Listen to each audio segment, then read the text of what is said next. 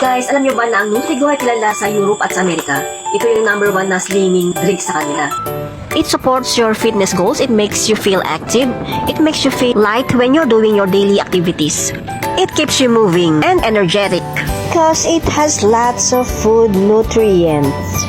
Ito, consistency niya. Nagiging jelly. Konjac jelly. Yan yung konjac jelly na sinasabi.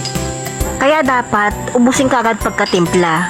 Lasang strawberry. And I'm preparing na for the Burmans. Tinitake ko to before eating para hindi ako nag-overeating. Hindi ka mag-overeating o gaganahan kumain na lahat ng makita mo gusto mong kainin. Tignan nyo na lang si Bugoy Carino, yung co-founder nito na talagang pumayat. Si Bugoy Carino yung co-founder na pumayat at talaga dito. Natural mo yung pagkapayat niya, hindi yung talagang todo exercise, yung todong diet. Ito very natural na natural. Talagang fiber siya. Plant-based. Pag sinabing plant-based, gawa din po sa halaman. Talagang safe siya i-consume. Ayan siya. Meron siyang ingredients na konjac, vitamin C, strawberry, and lots of nutrients. Kaya nga talaga food replacement kasi nga, it has a lot of nutrients. Para ka na rin kumain.